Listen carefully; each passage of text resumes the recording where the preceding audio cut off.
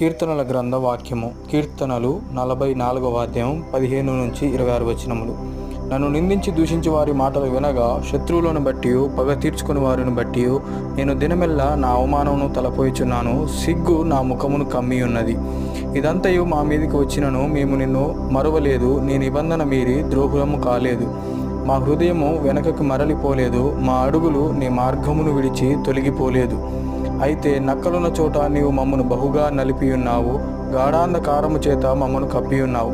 మా దేవుని నామమును మేము మరిచియున్న ఎడల, అన్య దేవతల తట్టు మా చేతులు చాపియున్న ఎడల, హృదయ రహస్యములు ఎరిగిన దేవుడు ఆ సంగతిని పరిశోధింపక మానునా?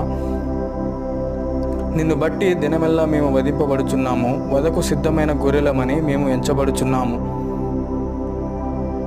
ప్రభువా, మేల్కొనుము, నీవేళ నిద్రించుచున్నావు. లెమ్ము, నిత్యం మమ్మును విడనాడకుము.